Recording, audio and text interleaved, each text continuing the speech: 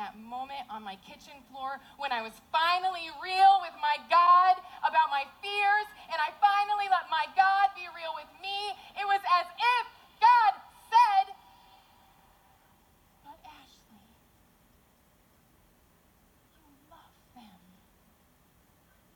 and I love you, and my power is made perfect in your weakness, not your bigness."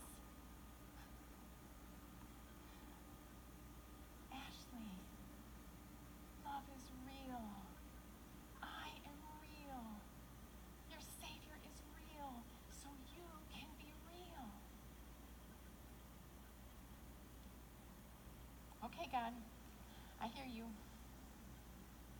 Jesus is real, so I can be real. So 2 days later, I walked into the high school. I got there early. I flipped on the light switch. I tried to rearrange these plastic tables and chairs to create an environment that was just a little bit homey out of a really dingy, empty classroom. And I sat there and I waited. And in my own clothes, and using my own vernacular, on day 1 of the program, I introduced myself to this group of girls. And I told them the truth. That I didn't grow up in their neighborhood.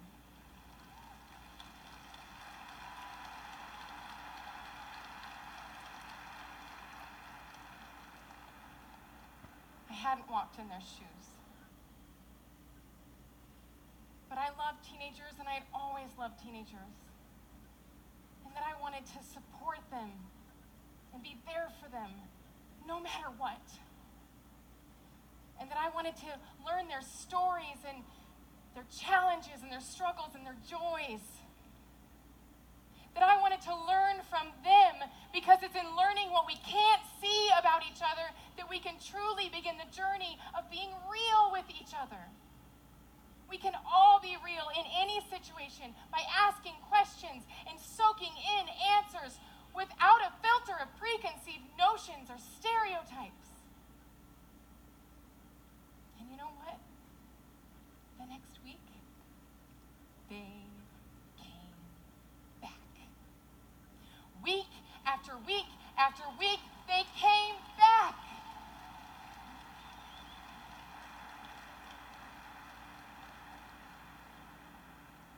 And I listened, and I listened, and I listened, and I listened, and I bit my tongue, and I didn't offer a word of advice unless it was specifically asked for, because in that moment, being real did not mean proving my competency.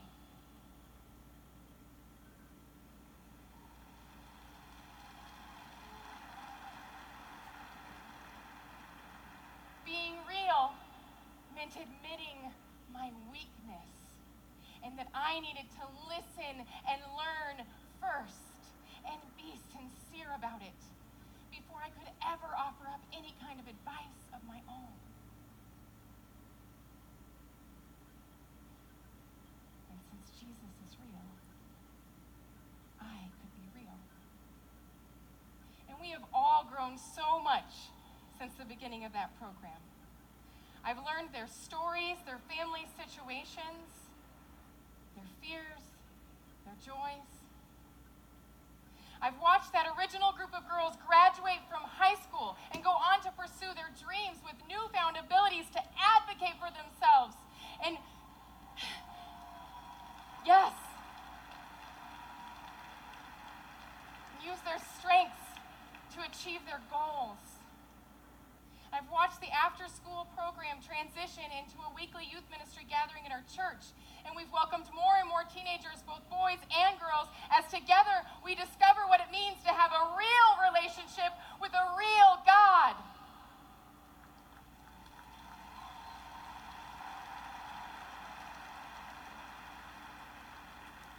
And I've watched teenagers fall in love with Jesus and be baptized in his name. I've watched students babysit my kids and become role models for them. They've taken me shopping for new clothes or made sure I'm up to date on all the new songs and dance moves. But more than any of that, they they've given me a face and a story to replace all those statistics that I was talking about earlier. And they've helped me understand that changing the inequality requires more than just a positive attitude or carefully crafted legislation. See, I am real with them, and they are real with me, and I wouldn't trade it for the world. And I would love to tell you that since that moment 4 years ago on my kitchen floor, that I have moved forward in life always being true to who I am and never putting up a facade or pretending to be something that I wasn't. But if I told you that, I wouldn't be being real right now, would I? Because of course, I still find it incredibly difficult in different situations to walk in my weakness and authenticity. But in being real, I have learned and experienced more than I ever would have if I had pretended to be something that I wasn't. See, one of my favorite memories from that first year in the program happened one day at the end of our meeting. I was packing up my things and shuffling my papers and sticking them in my bag, and there was a group of girls who had stuck around for a while, and they were helping their friend take down her hair extensions so she could get her hair braided that weekend. And as they were working on that, one of them looked up at the clock and they realized, oh my gosh, the activities bus is going to be here. We have to catch the bus to get home. We're running out of time. And they looked over to me and they said, hey, Miss Ashley, come help us. Y'all, I froze. And I looked over my shoulder, and they must have seen on my face what I am certain they already knew. I don't know how to do that. And one of the girls called out and said, don't worry, Miss Ashley, we'll teach you how. Come on, we got you. So I left my papers, I turned around, I walked towards the girls. They handed me a pair of scissors. They taught me how to snip her extension so I could unravel it without cutting her hair. I mean, it's the simple things in life, right? But that moment will be forever etched in my heart. Not only because they welcomed me into their world, into their culture, into their experience, but because they got it. They got that I was there because I loved them and I wanted to learn from them. They could teach me things. And they got that I was okay with being real and that I didn't need to be the expert on their life. And they got me, and they accepted me in my ignorance and otherness the same way Jesus accepts us even when we don't have our life all together. Jesus loves the real us even when our lives are a mess. And it's his real love that gives me and you the freedom to be real with each other. Because Jesus is real, so we can be real.